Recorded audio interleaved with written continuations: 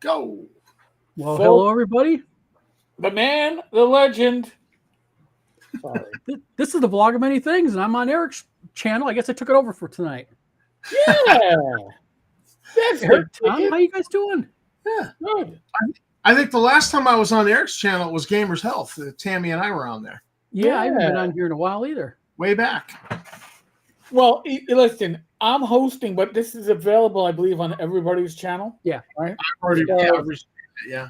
So I'm just the host with the most tonight because normally I would have Glenn, but Glenn is in New York, but he's not with me. He's out in Long Island and he's running games. So I was like, all right, Thursday wasn't working for the vlog and many things. Why don't we just shift it over to Friday? We had the open slot. We had the bandwidth, and and by the way, folks, just as a side note, I'll repeat this at the end. Gamers Health is being moved to Sunday night because Rach and I will be out on Long Island gaming with Glenn and others and a nice barbecue. Oh, you're going to have a chilly day on Sunday if you guys have any weather like we do. Well, Saturday's not going to be too bad. I think Saturday's going to be low 70s, but Sunday I think is going to be cold. But Sunday we're going to do Gamers Health Sunday night, but tomorrow night, no Gamers Health. Okay, Eric, you have to teach me how to do that function, so I don't have to regularly Thursday night be chasing all the comments. Once I figured this out, and I was able to do a live stream last night with that function, and I was like, oh my god, I can do a solo live. I don't need a second host, and I can actually address the live stream as it was popping up on the screen. It's awesome. It is. Yeah. Thank you, Restream. Thank you, StreamYard, for bending me over, taking your fist, and shoving it where it didn't belong when you more than doubled your price, because you taught me to find something that was better and less expensive. Oh, I'll tell you, now that I'm learning Restream, Restream versus StreamYard, Restream went by a mile. Oh my God. By the way, gentlemen, how y'all doing? Yep. Flint, Googly, Terry R, Thyatus. Just real quick, little housekeeping here. Thyatus, I got your RPG. I'm looking at it. I'll have a opinion on it by the end of the weekend. So thank you. Cool. And then, okay. Yep, Rescream, we scream. We all scream for Restream. So, gentlemen, tonight. Yes. What shall we talk about? There's so much. Oh, I don't. Oh, my cat just took a my foot. Thank you, girl. I don't know. There literally is so much. Venger for president, maybe? What's that? I said Venger for president, maybe. Oh, I already got my Cthulhu for president shirt, so I don't need to do that.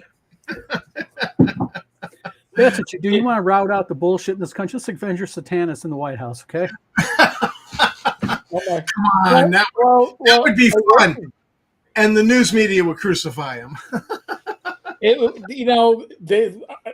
Honestly, the mainstream media would be going, we could have had Trump.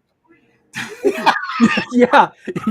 Can you imagine that, though? The conservative media would be like, even the liberal media would be like, we could have been lucky and got Trump. Can we get Trump back here? Yeah. It's like, did we jump the shark? And by the way, we're kidding on Wenger. I actually really like V. I not only is he a skilled and talented individual when it comes to his creations, he's very personable. So but and I'll stand up for him. And one thing also is he is hell of talented game designer. Yeah. He's great to talk to, and I think he is one hell of a promoter. He knows how to promote. He knows how to get people talking about his product, and not necessarily positive. He does the Trump thing where, it's like when Trump was running and all they could talk about Trump. He just does stuff that he's just got that magic touch, and he's a very intelligent guy. It's just his usual content's not for me personally, but I think he's very that's a really good segue though sure. into what we were talking about right before this video started, and that's politics and gaming. You know, and I guess I'll start up the way I brought it up.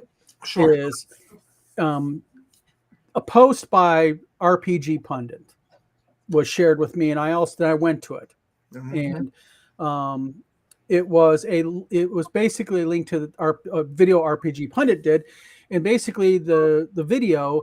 I watched the entire thing, so I'm not talking out my ass here. I mean, I sat there watching the entire thing. I usually tap out. There are times we did some great videos, but usually I have to tap out sometime around when the pipe gets refilled. You know, well, with me, I did it for a reason. When I'm going to talk about something on the vlog of many things, I want to make sure that I'm not running my mouth about something I don't know I'm talking about. Right. So basically, what he did in this video is there is a website that was shared called Gamers for Harris. And when you go to it, it is a support website for Kamala Harris, excuse me. Now, you know, I think we all know Kamala Harris is the anti-Trump, you know, in this election, for those of you who are living under a rock or just got back from the Antarctica, you know.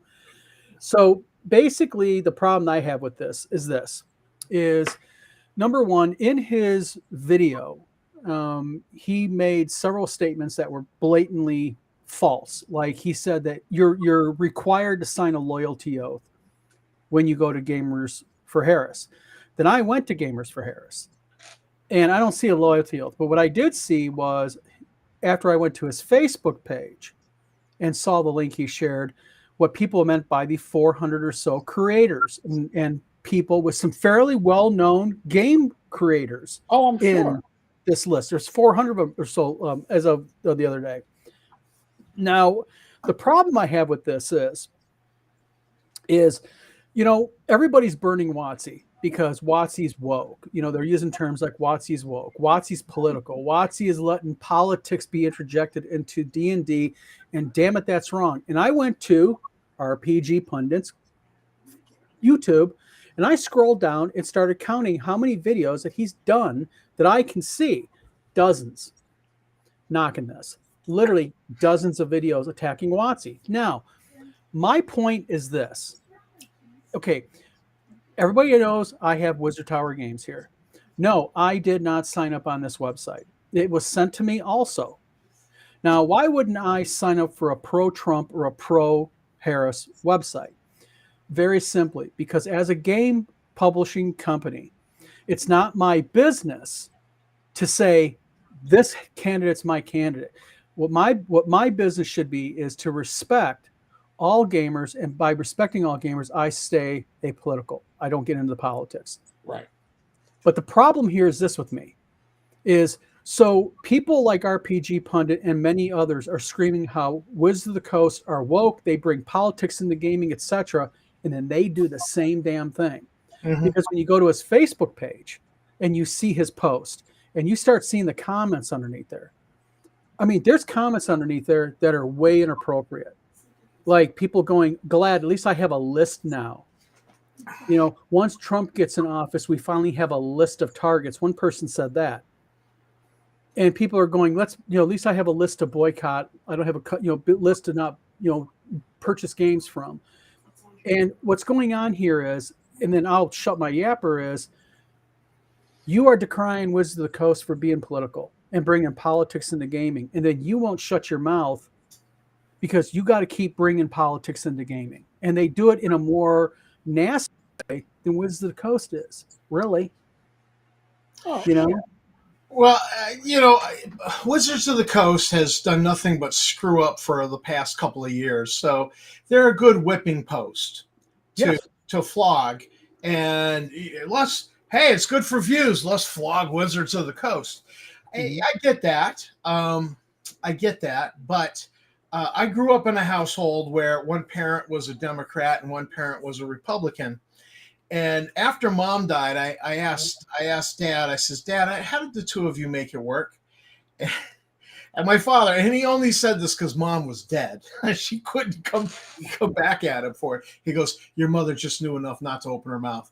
And that's not the truth of it, but that was Dad being funny at the time. And I laughed. I says, yeah, I'm not going to get a straight answer out of it. But they didn't discuss politics. Okay, Thanksgiving dinner, Christmas dinner, there were no politics at the table. It was family, and everybody knew. Dad went one way, Mom went the other. Dad would watch Jay Leno, Mom would watch Letterman. It was they had their differences, and they just didn't. And I, in gaming, I can sit at a gaming table. God help me, I could probably game with Venger Satanis. Maybe not his Chalt, but I could probably sit at a table and game with Venger Satanis. I would absolutely love that. I think the guy's brilliant. Do I agree with everything he says? Do I like everything he says? No. Okay, we're not going to get into that. We're there to game. You're here to game. Go ahead. No, like my parents, same way.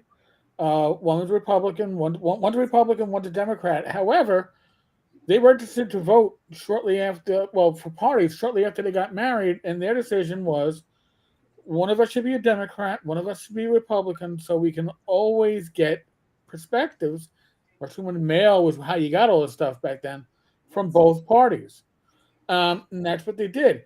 And when I got old enough to vote, the first thing that I was told is, doesn't matter what party you decide to join, don't ever simply vote a party line. Always know, especially for local politics, always know if your local politician is somebody who isn't what your registered party is, but they're doing well for you, and they're doing well for their district, or they're doing well, for, whether, depending on how local it is, in your city council, it doesn't matter if they're Republican or Democrat. They're doing well. You keep them in. It's, when my issue with politics has, especially when it comes to gaming, has always been, it doesn't belong at the gaming table. Like it does, like religious talk shouldn't be done at family gatherings, especially when you have more than one religion in an extended family. You kind of keep that stuff away. Politics is the same thing. We all have political opinions, all right? Everybody believes that their political opinion is the right one. Okay, same thing with the religion. We all believe that the way we interpret what God intends is the right way, and everybody else is wrong. The best you can do is not open your mouth up and prove how wrong you are. That's my basic opinion on that. Yes. Wasn't that a Mark Twain quote? Probably. Scott Mulder asked, is there a new Venger news since he's in discussion? Scott, no, there's not new Venger news. We kind of were talking about Venger because Venger is so out there with his politics. Right. And he's unabashed. I want to make sure, I poke at Venger freely, but honestly, I think the guy is brilliant. I think I love talking with him. We've had several conversations. I really enjoy talking with the guy. He's a great conversation. I'm not pandering to him either. I mean, I don't think he's a bad guy. I just don't like his Twitter page. Well, I don't like his focus on politics. Yeah, because that's what his Twitter page is what I mean. Right. So, listen, I have a presence on Facebook. It's apolitical. I have a presence on Twitter. It is, or X. It's apolitical. Obviously, I have political thoughts, and obviously, I vote in elections. But who I vote for not only isn't anybody else's business, but you probably don't even give a shit. Okay? In the end of it, because it's not going to, who I vote for is not going to change your mind.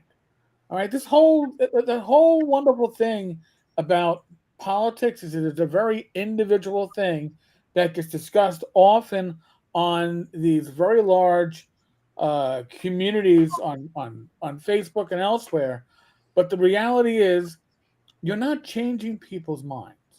You're not going to change the mind of somebody because, I don't know, a couple of hundred game designers join Gamers for Harris. Well, You're not. and Eric, I'll even do the knock on Gamers for Harris. The problem that I have with the website is you know, it's one thing to say sign this petition. Okay, you support Harris. Right. But to make a list of people, number one, especially in today's climate politically, Yes. with the way people are, and if you do not believe me, I suggest you go to TikTok, because there is where you really see these TikTokers saying things like, you know, the good thing about a Harris sign in a yard is we know who to drag out and execute in the streets. That's a real big trending thing right now. And then also you see stuff negative to Trump like that. Right. So Sure. by putting yourself, and this is as somebody who got a very threatening email, you know, it's not funny having a target on your back. No.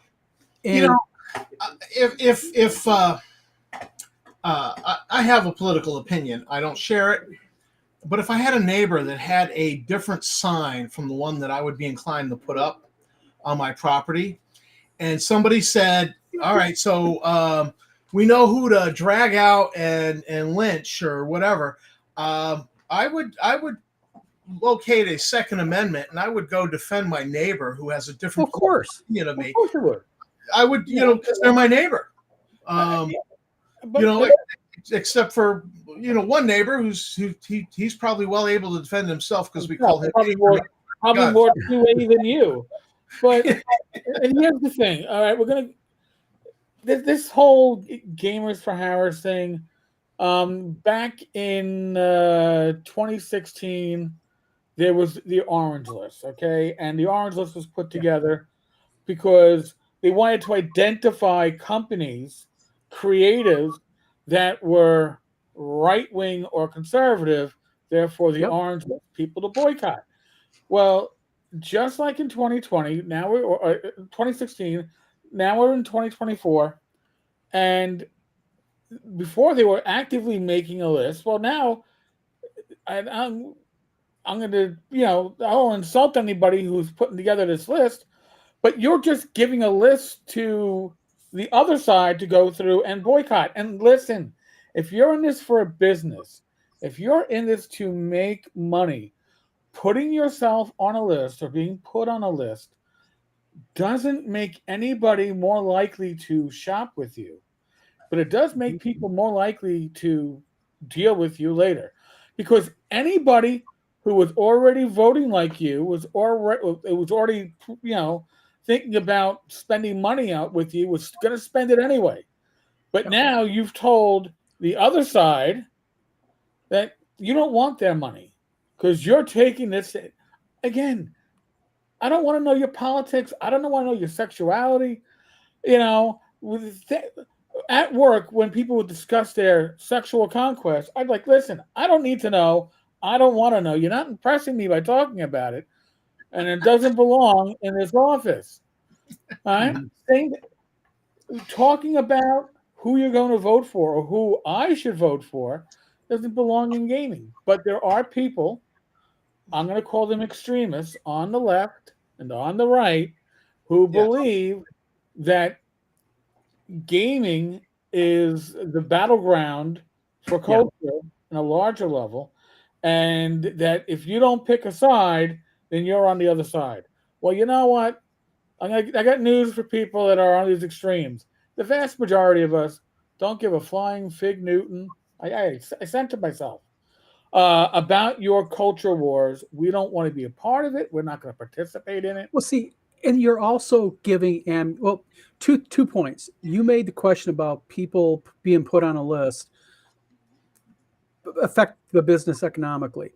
And when you go to RPG Pundit's Facebook post, what do the majority of those posts say?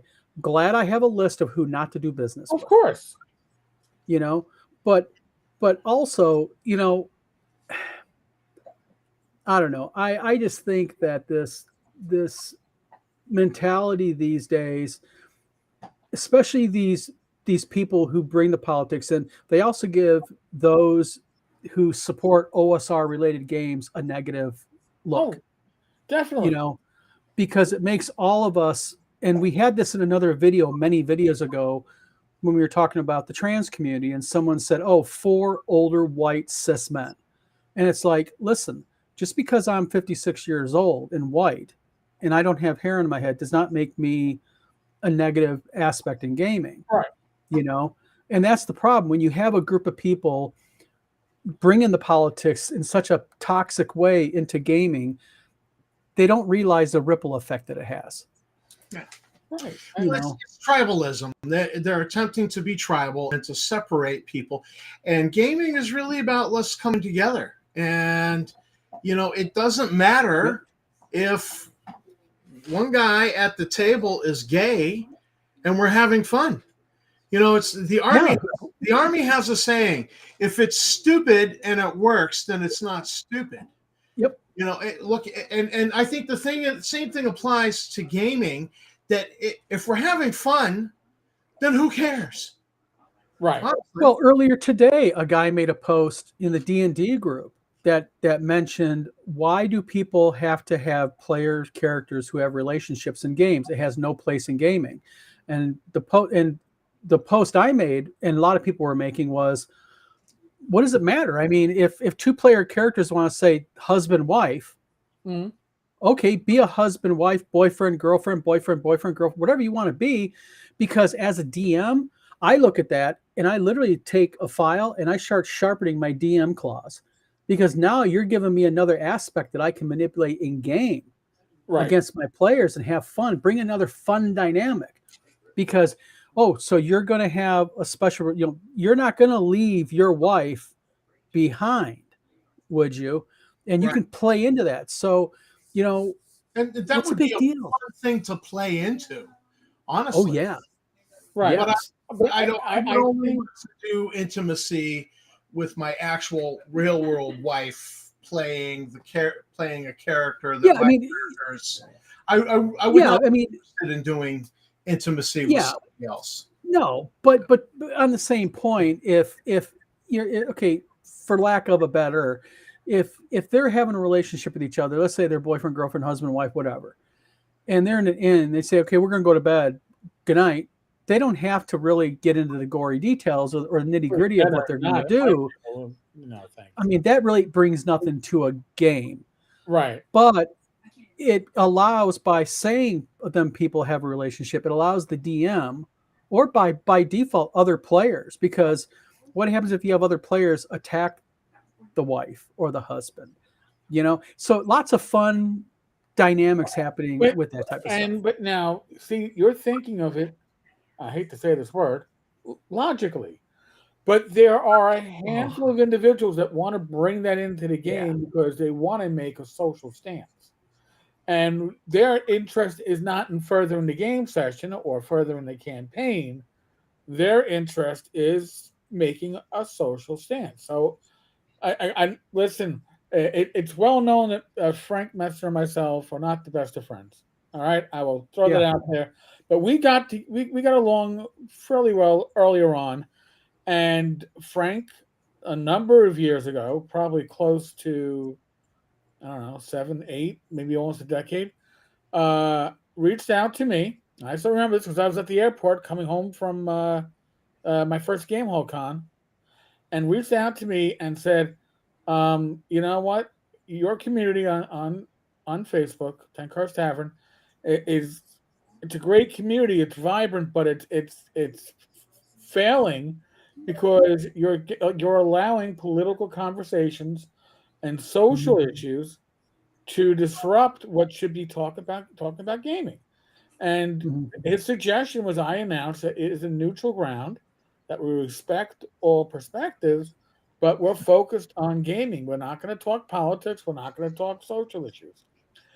Frank was fucking brilliant with that. I got to say, it was awesome. And the pushback I got from that initially from folks that you wouldn't necessarily expect, because maybe they didn't cause issues when it was, I guess weapons free.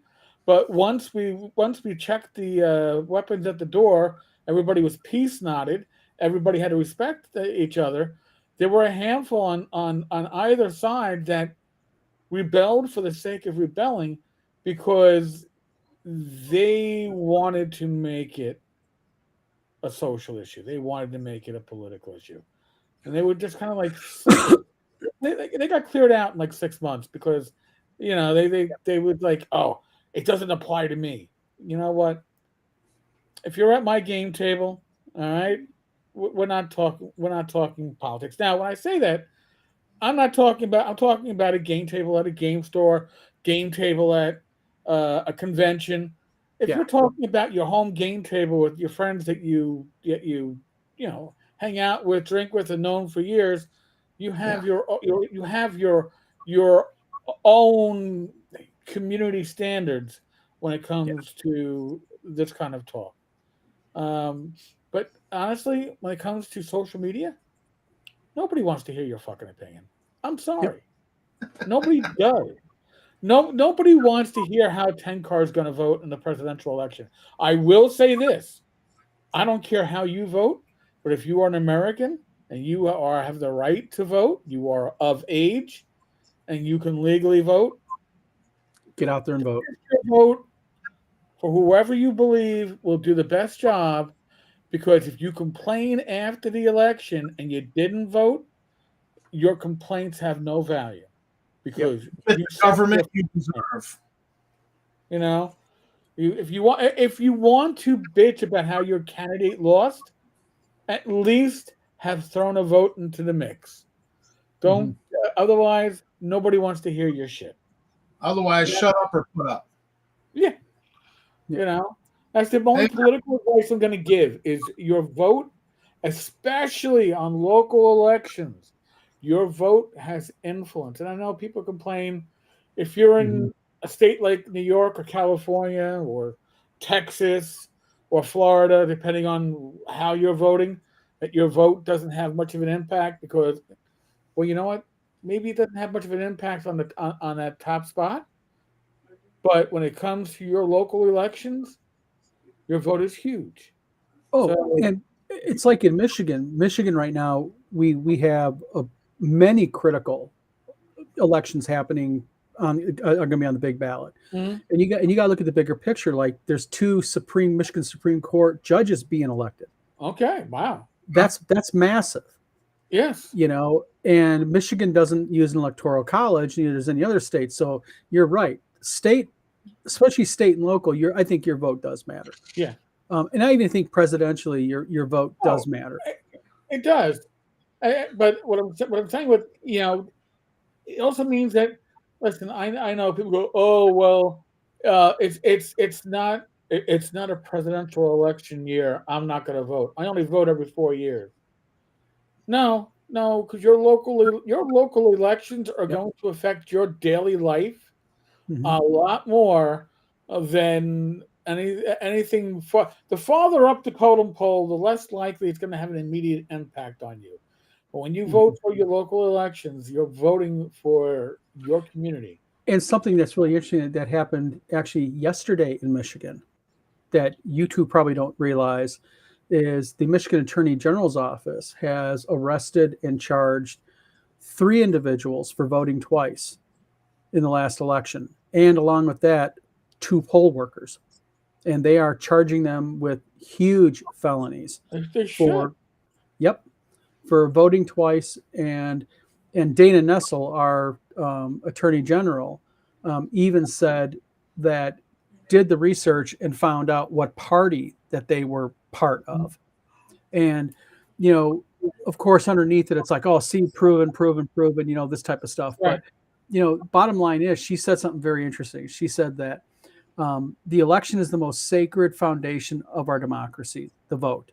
Yep. And for those who are going to pervert it or twist it or attempt to bypass it, she said, we're going to hunt them. She said, we're going to hunt them down and we're going to put them in prison.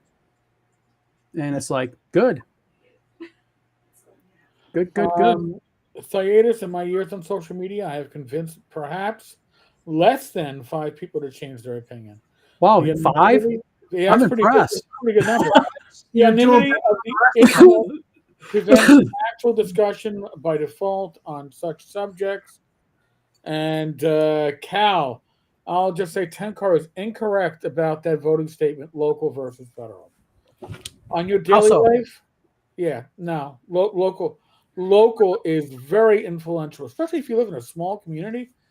Listen, have you been paying attention to America's supermayor out there in Illinois, who's all Dalton. over Dalton? You know, if you Tiffany haven't been Henyard. following that, oh my God, Yep. that local election's gone bad. Go That- to YouTube and go and search Tiffany Henyard. Henyard. Oh Wow. my God.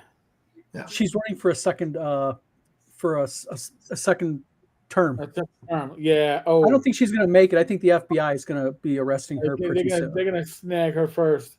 Yeah. Oh my. But real quick regarding the comment about the vote, the local vote doesn't matter. One way I can prove it does, like what's happening right now, we have 2 people running for water commissioner, which makes the decision on the water rates, and the water board, and we right now in where I live have very high water rates. And one of the people running are saying, wait a minute here, there's no reason to have this. We want to cut water rates by 30%. Because there's other ways we can make it up that's not going to affect every single citizen so tightly. So those type of things do matter. Yeah. Because they hit your pocketbook. Right. Yeah. You know, and it might be different depending on if you live in a big city like, say, Boston versus a small town in New Hampshire or here in Maine, you know, where you've got a smaller population. And when you've got a smaller population, your vote matters more. You know, if there's only 500 of you in that little village in New Hampshire voting, registered voters, and you say, it doesn't matter. It actually does. Your vote matters more than say like a Boston or New York, but still, it matters because I mean, damn, this water commissioner guy, the guy saying we're going to cut the rates by 30%. He's got my vote. He's like, sign me up. I don't care what party. I want this guy. Anything to cut taxes and expenses. I'd be like all over that. I'm sorry, but yeah, I definitely agree. Local elections can be much more important, than the federal. Ultimately, you've got here in Maine, you've got 2 centers of influence for the Democrats, which would be Augusta and Portland, Augusta and Bangor and Portland. But then the rest of Maine is like ardent Trump country. Like I went to my doctor's office and this guy has this big smokestack that they don't use. It's no longer used as a smokestack, but it's still attached to the building. And he painted this massive, Trump smokestack. And I was like, well, I guess I know what country I'm in right now. We're in Trump country. Yeah. Where the doctor's office is, because you can't remove that. I mean, No. Yeah, that's like listen. I've had 4 cars. I've never put a bumper sticker on any of them. Nope. Because bumper stickers are like a tattoo.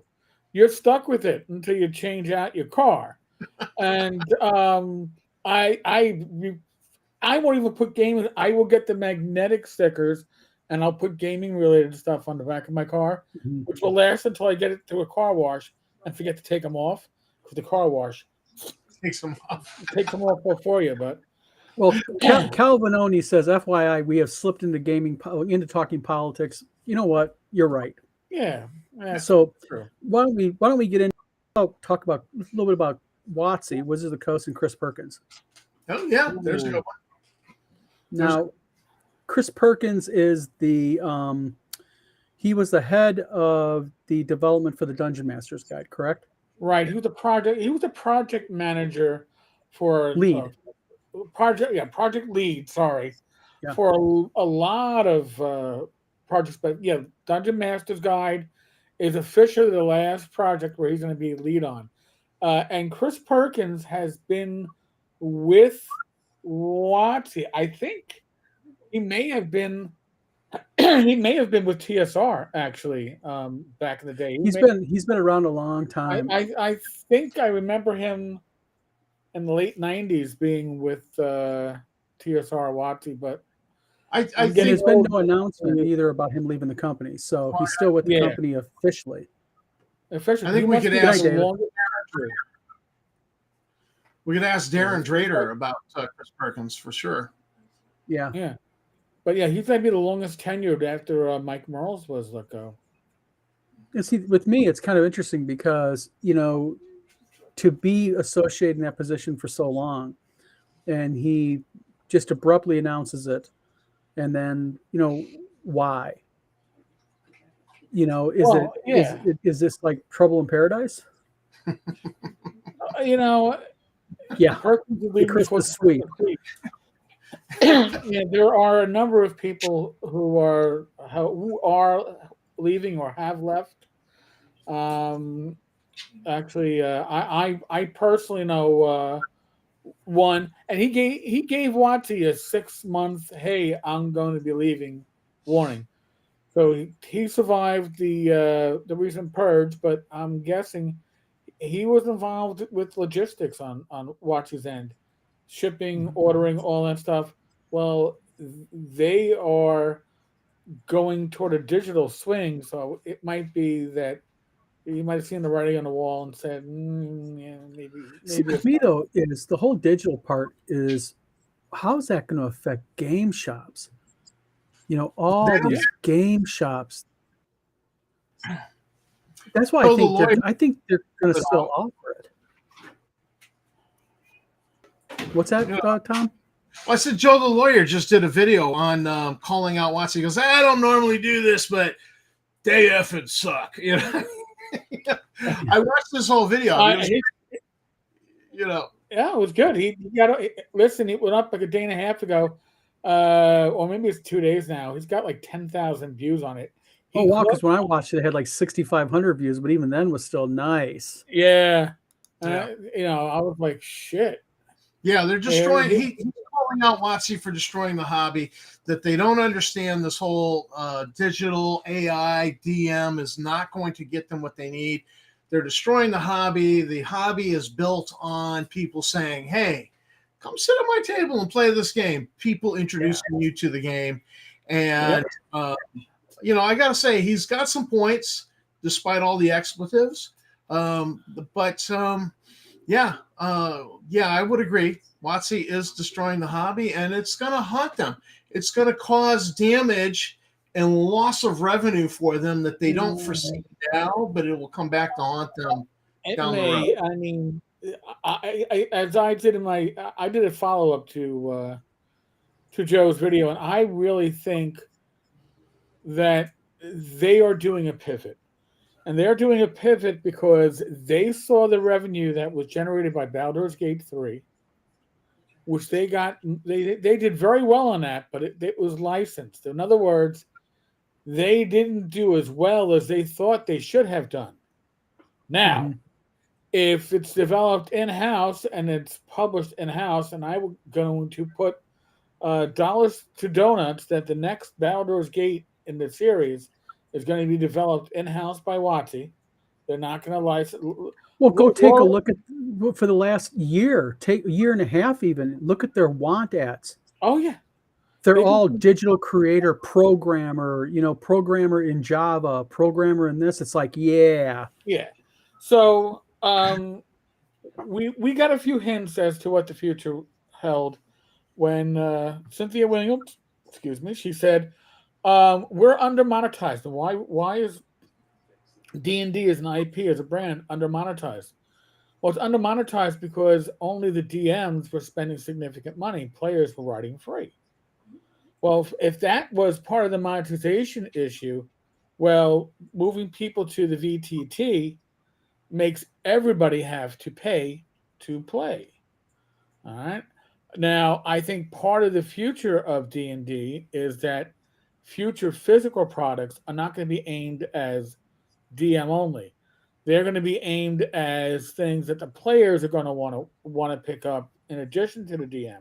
Even if it's an adventure, it's going to have new classes, it's going to have new spells, it's going to be something that they want to ensure more of the gaming group picks up. They also feel AI is the future. Again, That was Chris Cox. I use AI my gaming table. Everybody I know uses AI. AI is the future. They own the art. They own thousands of adventures they've already published in various places, so they could train an AI morally on their own IP, right? And generate adventures, maybe even generate a DM on demand, because MMOs, MMOs. When I used to play MMOs, like we played a lot of EverQuest 2 and Anarchy Online. It was we had a scheduled morning, like Sunday mornings at like 6 a.m. God help me, I don't know how I did it. But you also had the phone call. Hey, you free? You want to get on in 15 minutes and we'll go hunting for an hour?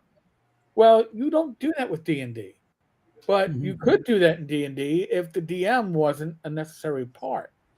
And we see D&D as a traditional pen and paper. They see D&D as an IP that has been under monetized, and how do we properly monetize it? I think I did this the other day, but here I got 2 coins. It's going to be a Venn diagram, and there's an overlap, and they don't care if this is the D&D players. They don't care if they lose half this coin or 2/3 of this coin as they transition to this larger coin of digital gamers, computer gamers. Because this is how they can do it.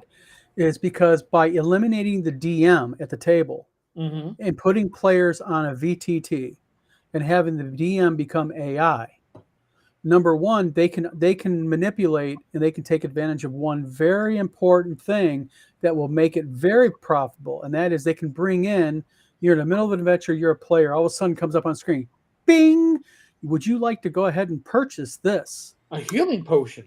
That's right. For only 50 cents or $1.99. Yep. And they know what will happen. People will be like, click, because you've already loaded your credit card or your debit card into their platform. When EverQuest 2 was big, some of those microtransactions coming in where people were buying, new skins for their armor. It was real cool. It didn't make the armor any better. It just made it cool looking, and people They do it right now, Tom. But they still do it, like with Call of Duty and all these other online sci-fi games. Right. Halo does it. You can buy skins for your rifle. You can buy, new rifles and such. And that's how they're gonna make money over selling a $50 book. Right. It's going to be subscriptions and microtransactions. Yep. Now, here, think about, and Thaida's kind of I don't touches believe on this that's sustainable, though. I think people will do that. I think people will do that, but then they're going to be like, "There's no point to this," and they'll move on. No, these are again, you got to remember, these gamers that they're targeting are not the old school gamers. We're not in their target market. The target is gamers that have come into gaming from 2000 and later. Those that came in with the VTT are already half foot into the idea of not ever gaming at a physical table. Yeah. All right. I mean, honestly, the best thing that can happen for Hasbro is another pandemic. Another. If you had that come up as their VTT launched, oh my God! I mean, that's where you'd invest your money, because that's where they're going to make their money. All right. They honestly, the microtransactions, and they don't mind you playing other VTTs. Because if you're playing 5e, the best 5e experience is going to be on their VTT. If you're playing VTTs, and they're banking on that, because it'll be very easy. They will make it like all these other games, like Farmville. I don't play the game, but the concept of Farmville, as you guys probably all know, is you're on there. You can do things on the game, sure, but you need things, and to really get something going. Right. And it's the same thing like with I forget the name of the game. It's an online game where you build your world. something kingdoms or something. It's the same thing. You can build a small little village or town, but in order to really be where you can protect yourself and build it, you need this. That's only $1.99. Well, click that 6 or 7 times in one evening. And that's what they want you to do. Times that by those, even if it's only 2 or 3 microtransactions, times that by 200,000 gamers playing your game a day. Yeah. I mean, here's the thing that many of us fail to realize. We all think that they have to keep their current players or keep their current number of players to keep their profits up. They don't. They don't need that. They think that if they cut almost every tabletop player out of the equation, they don't lose that much. If they get back half those players coming from the digital world of computer gaming, where they're used to microtransactions, they're used to paying a subscription. Roger makes a point. My daughter plays Roblox. It's full of microtransactions for skinning your character in the game. Players can make stuff and sell it. They get a cut. Guaranteed it's what happens in their VTT. Oh, yeah, and here's the other thing, too. When it comes to things like, wow, I want to run an adventure tonight. I have nothing prepared. I can buy a one-of-a-kind adventure from WotC for $1.99, and I can give it my parameters. I've got 6 players, all level 3, and I want something set in the cemetery with crypts and undead. And they'll go through their AI, again, built off of their moral code because they own it all, and it'll spit out a unique dungeon. I personally think when we get product, and this might not be the next year or two, but definitely before the end of the decade, when you get new products from WotC for D&D, if they are in print, they're going to be high-end collectibles. They're going to be faux leather covers. They're going to have the tassels. They're going to have the gold edging, because they're going to be unique products, because every other adventure is going to be somebody hitting a button, generate for 99 cents, $1.99, because they're going to have their AI set for it. WotC is not going to go to AI until they're ready to be able to say, listen, we're going to go to AI, but we're using a moral AI. We own all the works that our AI is built upon, whether it is artwork, whether it is dungeon design, whether it's adventure design. We own it all. We're not scraping the internet. We're not stealing from anybody. I know we said we wouldn't use AI. We are using a moral AI. Okay, let's real quick. Let's throw something here. Yeah. Now, I am not pro AI. Okay, I'm an old-fashioned guy. I write books. Yeah, I could go into AI and puke out product and change it to do, but I prefer making it myself. But the thing is ethical? Is that really ethical when they're pulling? I mean, because they're training their engines, yes, off of their product, stuff that they own, quote unquote. Again, but WotC's going to listen. Part of being a cop, part of being an investigator, is to know the argument you're going to get coming from the other side. And I already know how they are going to legitimize their AI. They've already said it, essentially. Well, we can't use AI is not acceptable because it's scraping, it's stealing, and we can't steal. True. Well, we can't sell our product. So they've already set the ground. I'm not saying from my perspective that it's correct morally or ethically, but they are going to make that argument. And you know what? One thing we all know, gamers, although they have deep pockets, are cheap when they can go, I could buy one new adventure for $25 or get 7 AI adventures for $14, $15. Well, see, Oh that's my exactly what they're going to do. They're going to make it cheap. They're going to make Yep. it like $1.99, $2.49. Yeah. You know, and they're gonna make sure it's all pretty and got bells and whistles. But Roger Rebez says something really interesting, and he says absolutely this is the best move for Wizards of the Coast to make. Okay, I'm gonna leave it at that with him because he's right.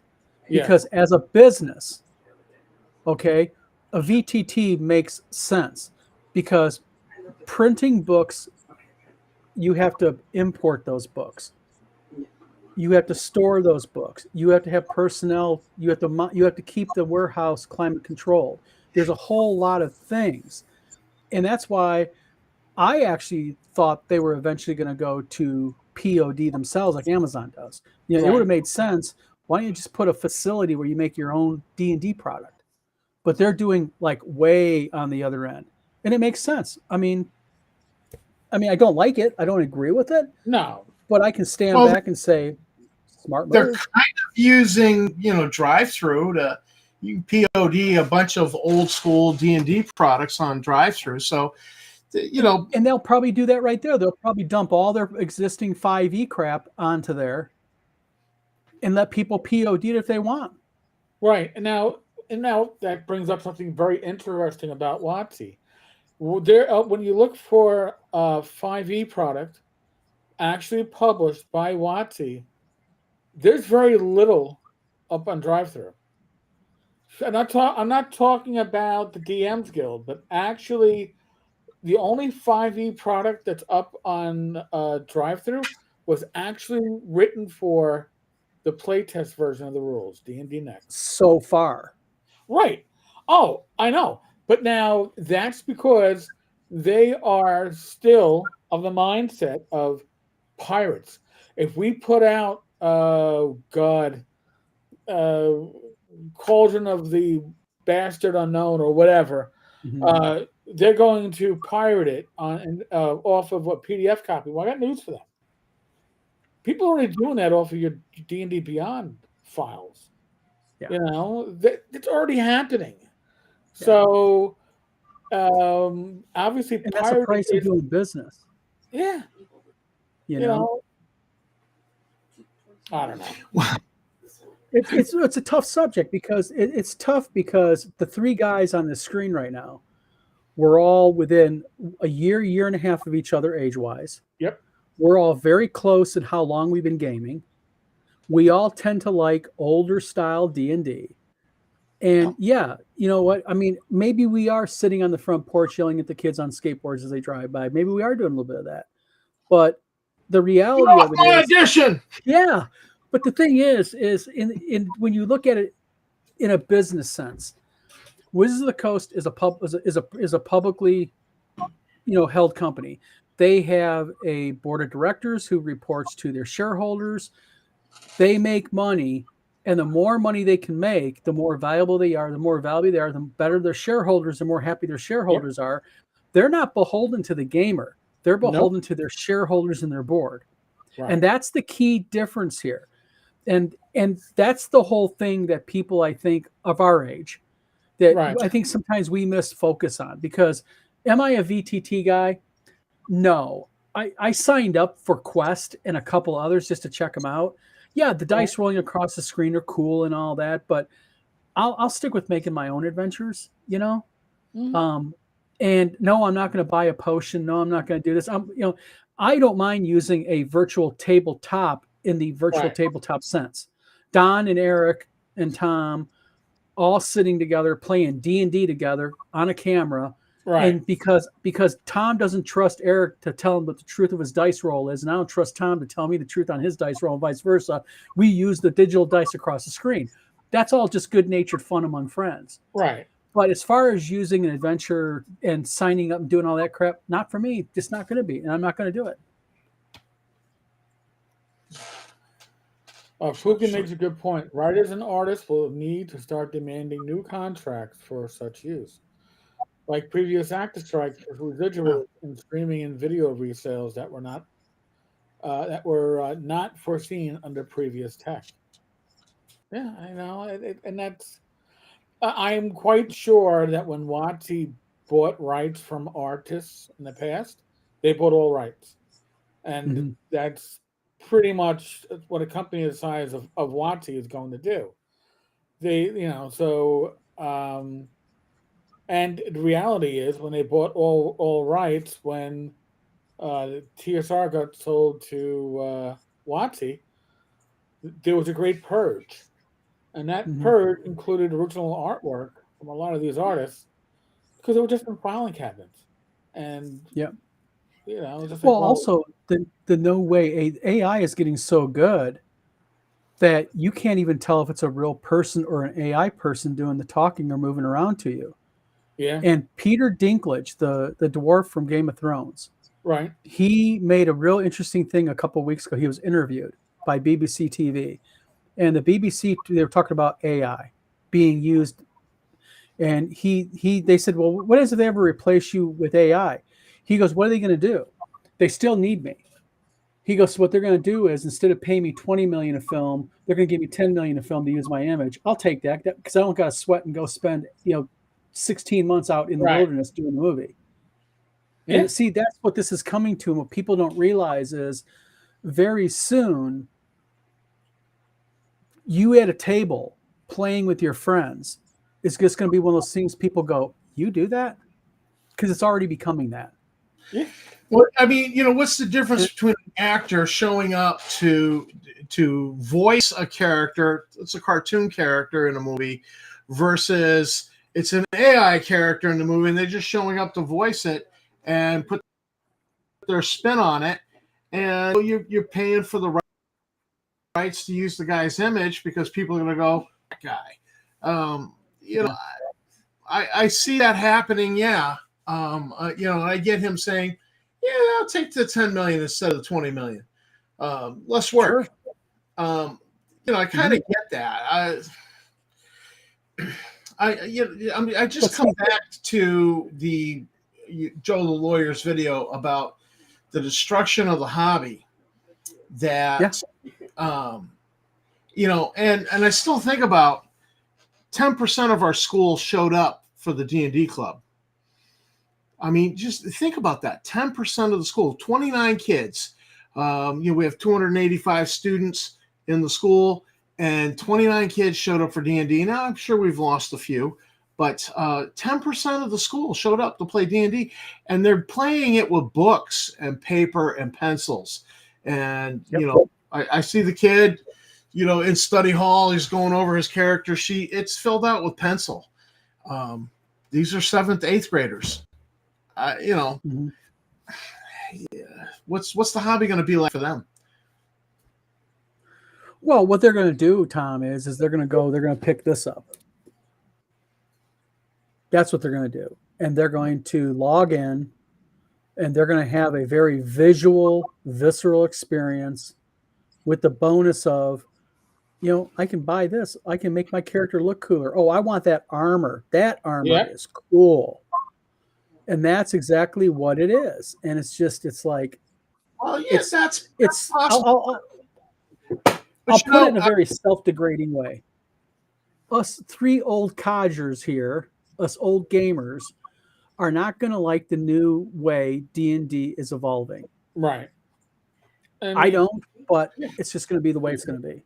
I mean, honestly, I'll tell you what. What? If you've got 29, 30 kids having a classic D&D experience with pen and paper, pencil and paper, books, rolling dice, and it's because they can't have their phone in school, seeing with your phone out of your backpack, it'll be taken from you, or if you can't trust it, they've got little pockets on the wall for you to put it in your homeroom, and you pick it up at the end of the day. It's a very controlled thing. They're getting the same experience you and I got learning D&D, and I think that there's a possibility that they might like that. That if you get them out to a convention, and they're like, "This is cool," I think we're talking, not all of them, but some of them are going to be the new wave of the OSR in a couple of decades. Yeah, sure. I agree fully with you on that. But the problem is, that 285 kids, of the 29 or so that are sitting down with you in a study hall playing D&D as part of a club, there's going to be another 100 that are going to log in and play the game if it becomes as popular and widespread and advertised, which they'll make sure it's everywhere. I mean, yeah, there's a reason why. Was it Project Sigil? The Yes. City of Doors, the Yep. new VTT is as flashy as it is, because I still remember going back probably about 10 years ago. I'm playing on Roll20 on my computer with my friends, and my son, who was probably, I guess he was like around 21, 22 at the time. He's like, "What the hell are you doing?" I go, "Oh, I'm playing D&D." He goes, why aren't you playing EverQuest?" I go, "Well, different group of friends." And I go, "And I don't play EverQuest much anymore." He goes, "Yeah, but that's not graphical." Now, that's 10 years ago. That's 10 years ago. There's a reason why they're going for the Flash literally at WotC, because there's an expectation, again, that we're not the target.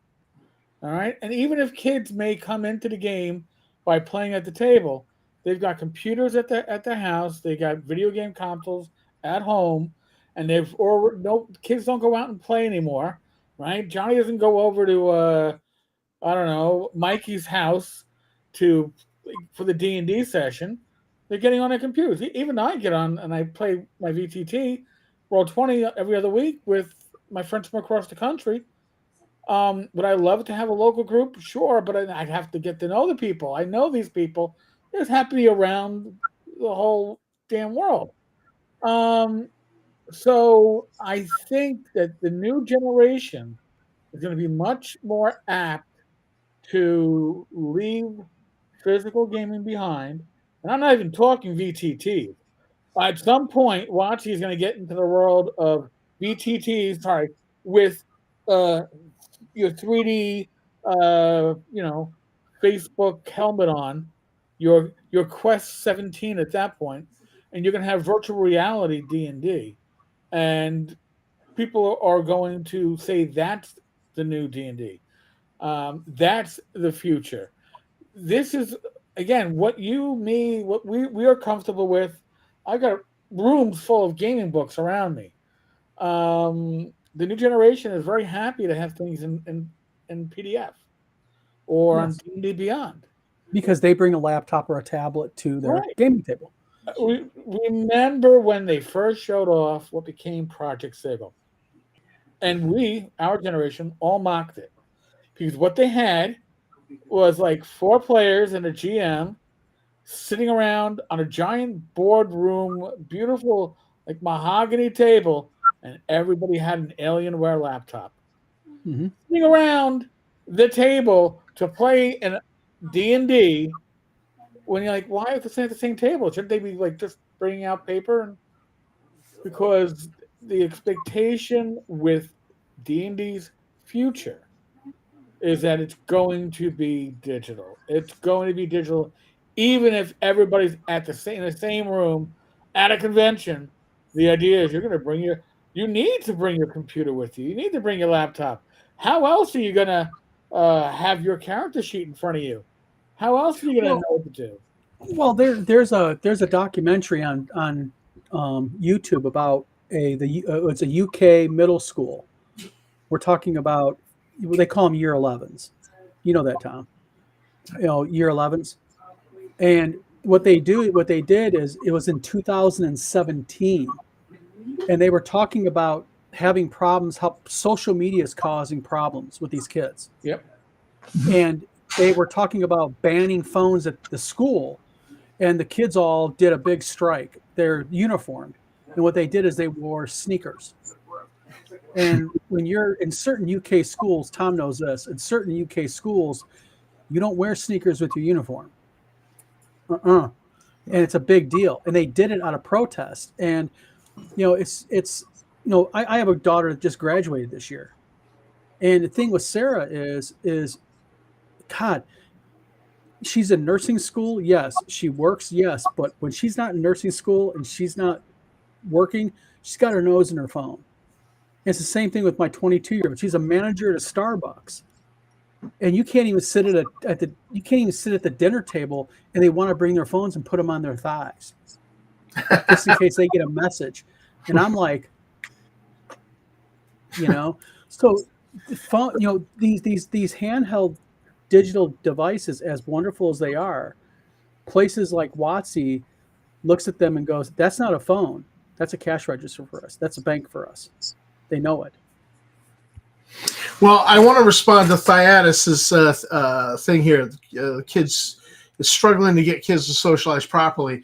The D&D club, where it appears on the schedule at school, it's listed as social instruction, and so they're using the D&D club because the kids are interacting. They're not on their phone; they're interacting over a table with each other, talking to each other.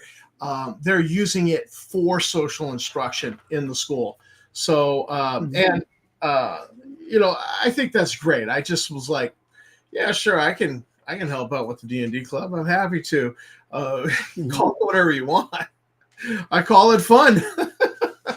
But so it was right on my schedule as social instruction. There's just no way around that. I mean, but we were actually funneling kids from the behavior program into it. So these are kids who are having a lot of problems, and they don't know how to. They really don't know how to interact, and so they're getting involved in this. And I thought it was awesome. I absolutely thought it was awesome. Mm-hmm. Well, because we all know what tabletop gaming brings to the table, but different from what we value and appreciate. Sure, it's the age difference. When I was 14 years old, I looked at my mom and dad and said, "What a bunch of lame asses! They don't know how to be cool and fun. I do," and that's kind of what we're getting into now.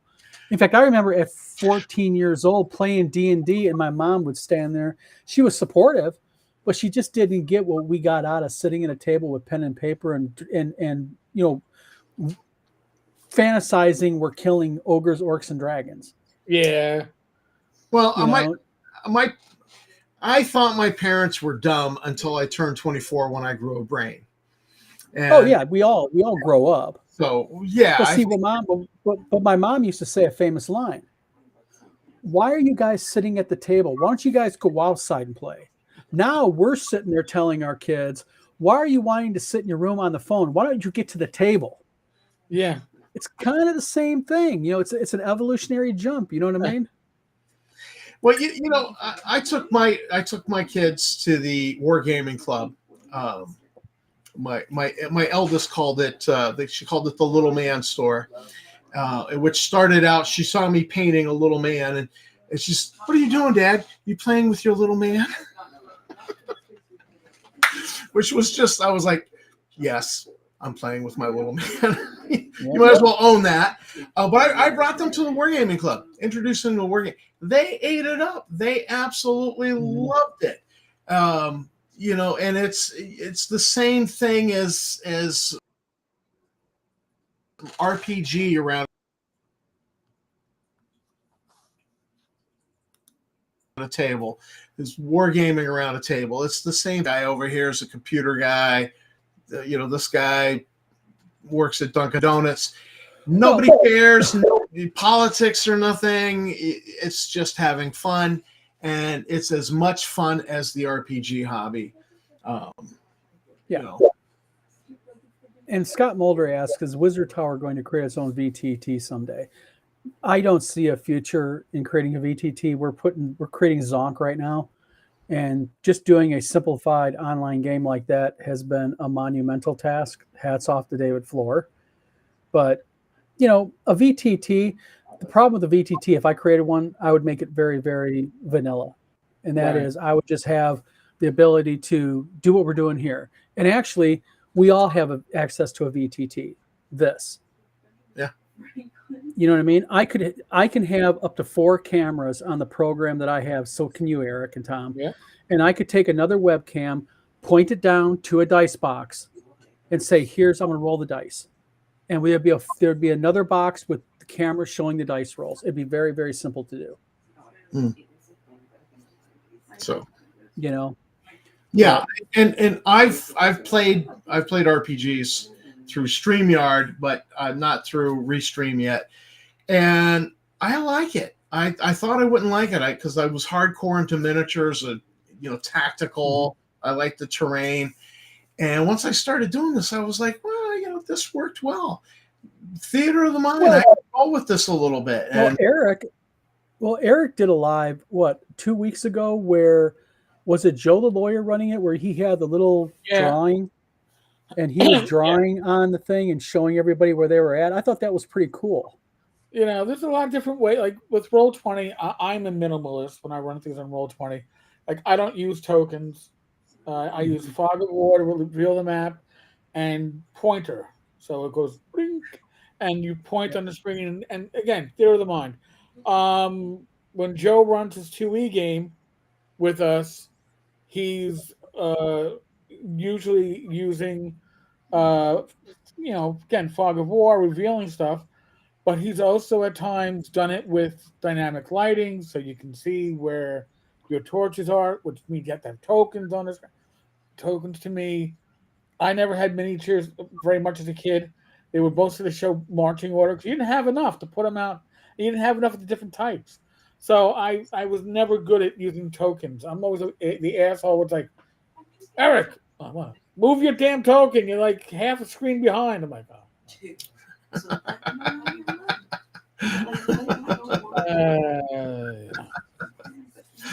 troubles. Yeah. So I was always hardcore into coming from the wargaming aspect into the RPGs in the early 2000s. I was hardcore to the miniatures, hardcore to the terrain. I like the aesthetics of beautiful terrain, beautifully painted miniatures. And once I started doing Theater of the Mind, I'm like, I got a ton of miniatures here, not getting painted. And, I'm kind of like, it's, I do enjoy the Theater of the Mind these days, honestly. Yeah, I do. Because we grew up on it. Yeah. I think there's where it's at. I think it's because we grew up on it and because we're not exposed. Probably because we don't game with people who use a VTT constantly, so to speak. Not the way Watsy's planning it, at least. Right. Well, if I could log in, if I could, I did a game once in Skype, and I found it hard to use that platform at that time. Right. Back, 2007, 2008. But if you're running a VTT and I could get in there and it's just not complicated, it's easy to use, easy user interface, I wouldn't mind. If you were using a fog of war, I don't care. That's your thing. You're the game master. I will enjoy a little bit more visual. I'll start looking at it going, all right, my archer is going to hide behind this boulder and I'll have a clear field of fire. I'll be thinking in those terms based off of what you're showing me in the VTT. But as long as it's easy to use, I'm okay with that. And that's what you really need. And StreamYard was that. I think Restream will be even better. Restream is pretty damn good. I'm surprised. But listen, you already know the future of Project Sigil when they are hinting that Transformers will be part of the VTT. Yeah. So Hasbro is so you know that's going to be an add-on. That's not it's like, hey, why don't you want to fight Optimus Prime? Well, for only $3.99, you can add him. Well, I can remember back in the Yahoo chat days, going into Yahoo chat rooms where it was D&D game going on. Oh, yeah. And there was a DM and players. I mean, so I think the technology, virtual gaming has always been there. I just think WotC has the money to go ahead and make it, quote unquote, cool looking. And they're definitely targeting younger players. Yeah. And, I do miss my original play-by-post game. was a Black Hand gang. There might be some Black Hand gang members out there, but it fell apart, and then Yahoo groups just evaporated, and so I'm still nostalgic. That was such a fun game. I looked forward to getting up Sunday morning and go reading the turn advance. And but let me ask a question of everybody, including everybody in chat. For everybody in chat, including us three here, who are against VTT, who are against this new modern edition of D&D, how many of you are interested in buying a new edition of D&D? And how many of you who are against a new edition just don't play it anyways? Like, don't play 5e. Maybe you pay 3.5 or 2e or 1e or Homes or Basic, whatever. Right. Heck me, but it's the same question I pose. Like I'm no longer a member of the group, but the OSR gaming group. When I say, of all you who are anti 5e, how many of you would be interested in playing a new modern version anyways? Because I already have all my books. I have everything I need to play D&D for 100 years if I could live that long. Mm-hmm. And I have everything at my disposal. And most of all, and I'll quote Tim Kask, I have the most important book to play D&D. Your brain. I don't know. I look at Shadow Dark and I'm like, I didn't support the Kickstarter. I want to get in on the rule books. I like what I see with Shadow Dark. Dragon Slayer was another one that really caught my interest. I was looking to drop money on. I'm like, yeah, I'm willing to spend money. And because of working with the D&D club at school, which is 5e, I was reading the 5e Player's Handbook and Dungeon Master's Guide. And I'm like, this is not all bad in this rule book. Because you as the DM don't have to implement every single thing that's in that rule book. Right. And see, that's where I tell people also, I mean, I've read the 5e, DMG, and PHP. And the thing is, some things are cool, some things are interesting. I can see where they're going with the rules, but there's a lot in there that I would, my own books, I would yellow highlight out and not use. And I would not allow players to use in my game that I DM. There's a lot of classes in the game that I just would not allow. Right. They're too powerful. There's too many options that slow down the game, slow down combat. I'm looking for a faster combat. Personally, hence I like Moldvay Basic. I like AD&D. I don't want this whole menu. I mean, Eric, you remember that Peanuts meets Cthulhu 5e game we played in? It was a blast to play, but I didn't know half of what was on my character sheet. Yeah, it was like 5 pages of character sheet that he printed off some online thing. It was just too much. You were like, I don't know what and Tammy would be like, what should I do? And I'm like, well, look at your character sheet. Well, it's 4 pages of her. Oh, it was 8 pages. It was 8 pages. We had a good time, yes. But afterwards I was like, I don't like this game. I don't like 5e rules. Yeah. And I didn't see that it was an improvement over 3.5, which I hated because it was so damn slow. Hence I've gone back to But I remember when 2E came out and people going, oh God, they ruined D&D. Oh my God, with this. Oh geez, the D&D's destroyed. Well, and now 2E is one of the most popular editions out there besides 5E. I came back to D&D when it was 3.5, and I tried 4, and now my decision to go backward to Moldvay Basic is not so much that I'm bless God, I'm a grognard and I'm going to die a grognard with my you can have my Moldvay Basic when you pry it from my cold dead hand. There you go. No, that's not it. It's that I've tried this other stuff and I was like, I don't enjoy this experience. I want faster combat. I don't want the game to bog down and to have a 3-hour 3.5 combat that just takes 3 hours at the kitchen table. To me, that sucks. I want stuff to move a little faster. And so I went looking for an edition that would move a little faster, work a little faster for me. And I'm like, that's why I'm Moldvay Basic. It's not for me being a grognard saying, this is what I started with. I'm going to die with it. No, I'm looking for a particular play style that appeals to me. You like what you like, and there's nothing wrong with that. Right. Goes back to my plumbing partner. He was Sicilian. I was trying to ask him about that red wine with red meat, white wine, and he's like, drink what the hell you like. And that is great advice. Play what the hell you like. And but see, it's the same thing, though, I think, when you get into VTT. I mean, it's a rule that, you know what, I won't get into it. I won't sign up for it. I won't utilize, not like that. I'm not going to buy adventures and buy spell components, and I'm not going to do that. If will the average 14-year-old playing D&D eventually do it? I think so, absolutely, because that's what they're gearing. The mind's already geared to.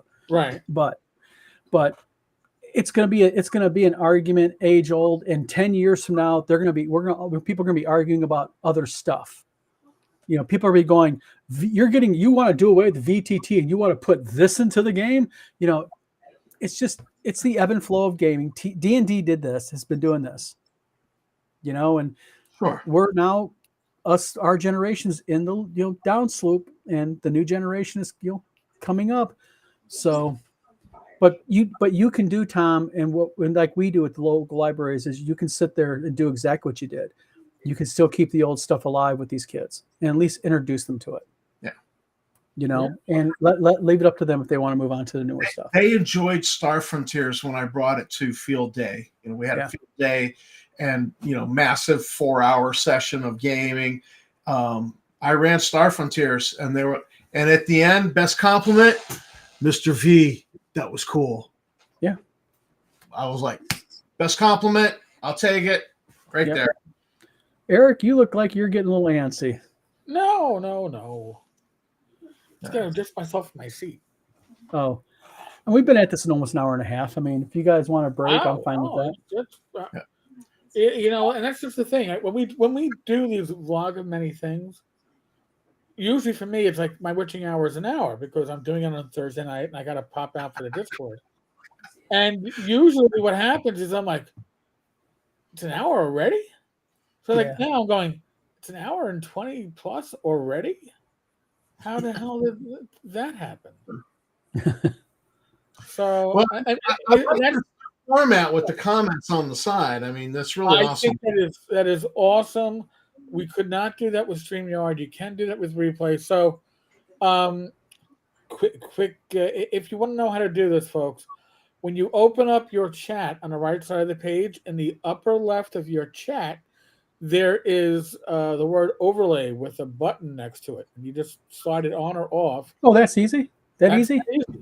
It's that easy. That's cool. and really, again, I did the experiment yesterday with a longer than expected live stream. It was about 40 minutes, and I had the chat up like this, and I was able to converse with everybody in real time. So that was awesome. Like Shark, like Tenkar said, we are no longer the prime target audience. It's right. Yep. And by the way, I think with the chat up on the screen like this, the chat is more vibrant. That people are talking more. There's more chat happening because they can see it happening right in front of them. Cross channel. Yeah, they can have the. So people might be in Tom's watching off Tabletop Tap Room. They can see it. Yep.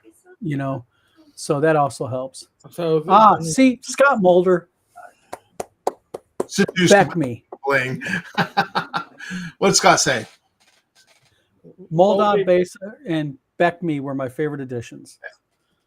The only reason to go to Beck Me is companion rules had all the stuff for building your castles, and I did like that. Yeah, Beck Me. I don't like Beck Me. I like Beck. Beck. Yeah. I guess once it's Masters and Immortal, I didn't own that set, but I did borrow it from a friend, and I was just like crazy edition part. I'm like, ooh, it kind of breaks down. Although I will say the Rules Cyclopedia, I would run that. I would be very happy to run Rules Cyclopedia. That was a great rewrite of Beckme, taking Mhm. out most of the insanity and leaving in a really, really solid system that you don't have to piece together. Part of Yep. the issues with Beckme was that you had to piece it together. Yeah. It's like, oh, I got my basic work. All right, now basic is 1 to 3. Expert is 4 to 11. Now it's like, but rules compendium or rules encyclopedia. Sorry, put it all together. I mean, even in my AD&D 2E game, I was stealing stuff out of that book constantly. Yeah. Mhm. Yeah, and not every game actually benefits from going to like a one volume, because Buck Surdou's Gaslight RPG, it was all these little books, and then he came out with this big volume, and all the little books put into one big volume. And I bought it at Historicon, and it was confusing, and I was like, just give me the little books, just give me the little books. I don't need this. It was just so. But I have the rules encyclopedia. It's a pretty good volume. I've not used it, but I just I located a PDF on Scribd or something like that, I think, and Yeah, they just cleaned everything up. yeah. It really made sense. Yeah, but how often do you game to those higher levels, anyways? My average level, even all the years I've been gaming, 9th, 10th. Yeah. Once you get to those, I'll be honest with you, once I get to about 9th or 10th level, I'm actually burned out. I want to go back. Yeah. And I want to start a new character. 3.5 was that for me, that we got to 20th level, and by the time we got there, I was like, oh man, stick a fork in me, I'm done. And we started new characters. Joe's 2E campaign is a year and a half old this month. And we play pretty much twice a month. And my gnome priest just hit level 7. And I'm like, wow, this is the most powerful character I've played since the 90s. And how long were you gaming? A year and a half. To get to level 7. That's how you play D&D. Yes. And by the way, folks, that's with Joe giving demi-humans a 15% XP penalty because they're demi-humans. I actually quit a game because the DM, this is back when I was in my 20s. I quit a game because the DM was too generous. Okay. I didn't like getting mad. Like you found a +4 longsword. Huh? I'm in a simple tomb killing, zombies. Oh, Monty Hall. He was. That's exactly what he is. He was a huge Monty Hall gamer. Well, you found 15 diamonds. Yeah. I'm a level 7 priest. I still don't have magical armor. Wow. Yeah. Not one piece of magical protection. Wow. Yeah. I was irritated with the DM in a 3.5 game. I had a character concept of a fighter, and I said, I want him to be like a Roman soldier. He pulls out his sword, and he just goes to town with the sword, but he's got that javelin, the pilum that the Roman soldiers would throw. So he'd throw the javelin, and then he'd charge into combat as a tank.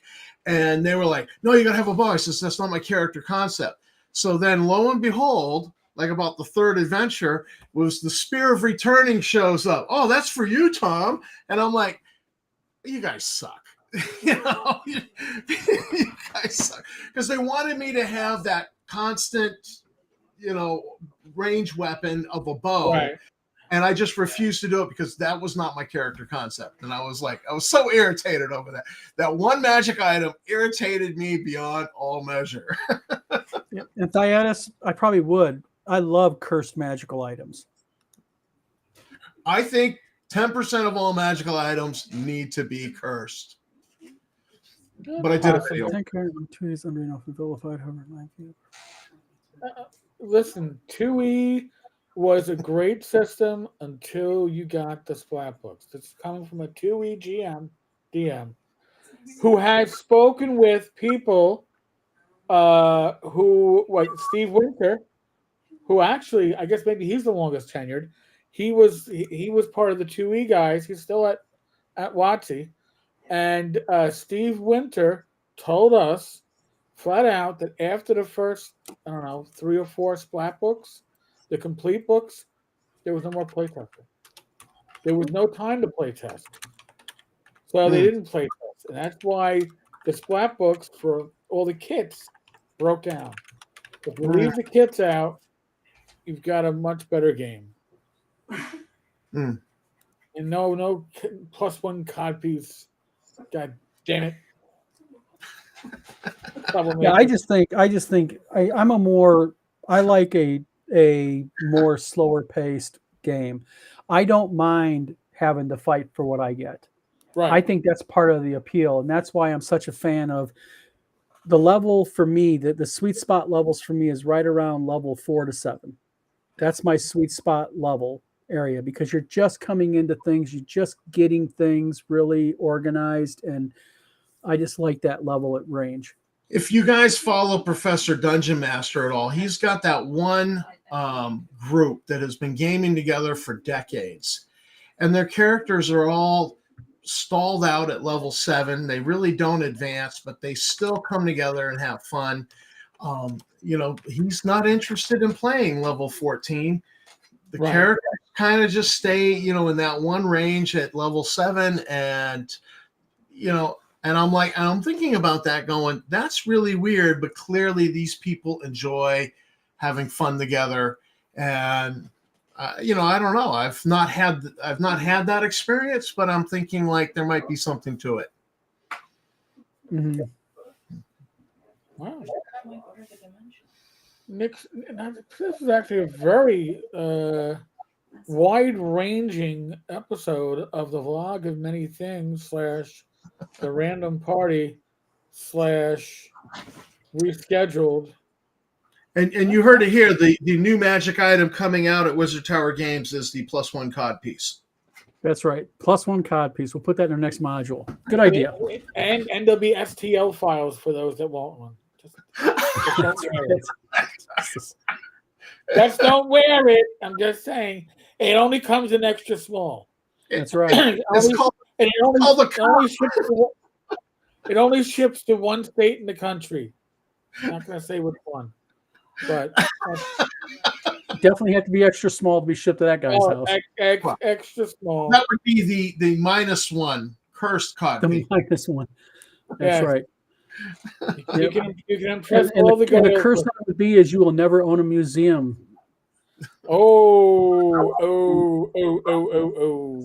little salty close to the that's a blow to the cod piece. I'm sorry. Yes, it is. Oh.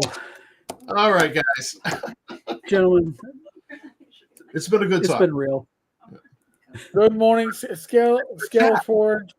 You came at the end. We're already wrapped. Yes. You're gonna have to watch the replay. It's gonna be early morning there in the Netherlands. Don't you ever go to bed, Brooklyn? Jeez. But well, thank you everybody for tuning in, and thank you everybody for all your comments and putting up with our earlier topic. Yeah, Thaddeus, exactly. And we're going to be on next week, normal time, normal place, normal channel. Eric, thank you for hosting this. Oh, no, my pleasure. Definitely my pleasure. 3:36 over. You're on the wrong side of the pond. That's all I'll tell you. No Gamers Health tomorrow night. Rich and I will be gaming instead of doing Gamers Health. Gamers Health will be Sunday at 8 p.m. Okay? Just let you all know. So, yep, and please, everybody, go through the man. Thank you for reminding us. Please hit a like and subscribe on the respectable channel that you are watching. On everybody's channel. Come on. Yep, and help support us all, because you won't get 3 good-looking guys like us, unless we can get our channels up and moving. I shaved for one certain commenter who didn't show up tonight, who's keeps on going every time. I like the beard; it looks distinguished. And I'm like, you know what? So I actually shaved, and they didn't show up. So I'll have to make fun of them. Too bad. Eric, you're just a sexy gamer. Just get over it, okay? What can I say? I gotta. Actually, my wife was nice enough not to complain about the beard, but I knew the look.